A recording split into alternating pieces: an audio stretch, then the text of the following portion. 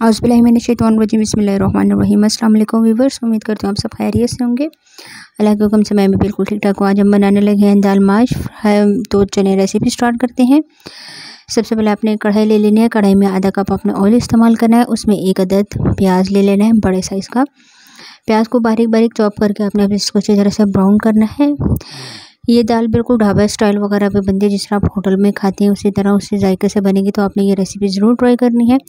प्याज अच्छी तरह से अपने ब्राउन करने हैं, लाइट ब्राउन हो गए जी। तो प्याज मेरे अच्छी तरह से ब्राउन हो गया। अब मैं इसमें डाल दूँगी अदरक लहसुन का पेस्ट। 1 चम्मच अदरक का लिया था, 1 चम्मच लहसुन का पेस्ट लिया था, ये दोनों डाल दूँगी। और डालने के बाद अच्छी तरह से अब इसको भी हम ब्राउन करेंगे कि इसकी खुशबू आ जाए। आपने ध्यान रखना है कि प्याज के साथ साथ ये भी ब्राउन हो जाए। अगर इनका कलर चेंज नहीं हुआ तो ये ऊपर फिर नज़र आते हैं, वो इस तरह अच्छे बिल्कुल भी नहीं लगते जी। तो ये अच्छी तरह से दोनों चीज़ें ब्राउन हो गया। अब मैं इसमें डाल दूँगी टमाटर का पेस्ट।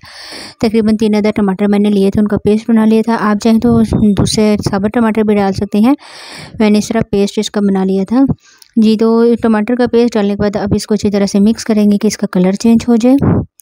आपने तीनों चीज़ों को अच्छी तरह से मिक्स करना है। थोड़ा सा ऑयल भी इसने छोड़ दिया और कलर भी इसका काफ़ी हद तक चेंज हो गया था।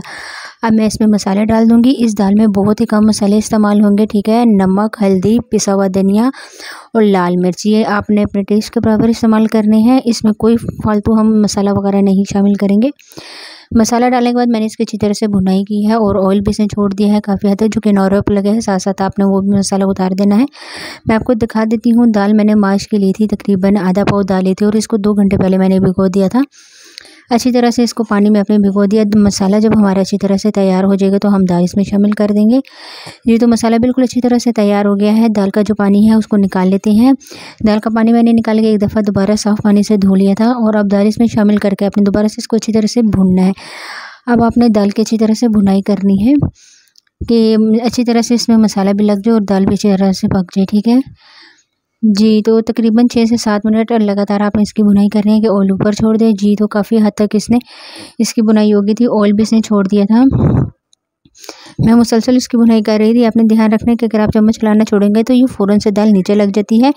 तो आपने चूल्हे की फ्लेम जो है उसको थोड़ा सा नॉर्मल रखना है ये। तो साथ साथ मैं भुनाई करते हुए मैंने 3 अदद इसमें मिर्चें डाल दिया। मिर्चें जो है सब्ज़ मिर्चों का इस्तेमाल किया है, मैंने इसकी कटिंग नहीं की, मैंने साबुत डाली है। तो आप चाहें तो कटिंग भी कर सकते हैं, लेकिन इस तरह भी इसका टेस्ट बहुत अच्छा आता है। अच्छी तरह से इसको मिक्स करते हुए तकरीबन 10 मिनट हो गए थे। दाल को अच्छी तरह से पकाई करते हुए ये अच्छी तरह से हो गया था। खुशबू भी बहुत ही ज़बरदस्त आ रही थी। अब मैं इसमें पानी शामिल कर दूँगी। आपने अपनी दाल के मुताबिक पानी इस्तेमाल करना है, ठीक है ना। जिस तरह की आपकी दाल होगी उस तरह आपने पानी डालना है। मैंने तकरीबन 1.5 गिलास पानी डाल दिया है। पानी डालने के बाद इसको अच्छी तरह से मिक्स करूँगी। किनारों अच्छी तरह से साफ़ करने के बाद हम इसको दम पे दे देंगे तकरीबन 20 मिनट के लिए। 20 मिनट बाद हम चेक करेंगे कि हमारी दाल जो है वो गली है या नहीं। 1.5 गिलास पानी मैंने शामिल किया था जी। तो 20 मिनट गुजरने के बाद जब मैंने देखा तो पानी भी अच्छी तरह से सूख गया था और ऑयल भी इसने काफ़ी हद तक छोड़ दिया था। दाल मैंने चेक की तो बिल्कुल अच्छी तरह से गल गई थी, बहुत ही अच्छी खुशबू आ रही थी। अब थोड़ा सा ऊपर से आपने हरा धनिया डाल देना है इस तरह से। और मैंने इसी में थोड़ा सा गरम मसाला ऐड कर दिया था अभी एंड में, ठीक है। शुरू में मैंने नहीं डाला था, तो मैंने पिसा हुआ गरम मसाला इसमें थोड़ा सा ऐड कर दिया है। बहुत ही ज़बरदस्त खुशबू आ रही है। प्लेट में निकाल लेते हैं जी। तो ये प्लेट में निकाली है। आप देख सकते हैं कि बहुत ही आसान और बहुत ही जल्दी से बनने वाली ये रेसिपी थी। ऊपर से थोड़ा सा हरा धनिया आप दोबारा से डाल देंगे। आपने ये रेसिपी ज़रूर ट्राई करनी है। ट्राई करके आपने मुझे बताना है कि आज की ये रेसिपी आपको कैसी लगी। आज के लिए इतना ही। इंशाल्लाह नेक्स्ट वीडियो में आपके साथ मुलाकात होगी एक न्यू रेसिपी के साथ। तब तक के लिए मुझे दीजिए इजाज़त। अल्लाह हाफिज़।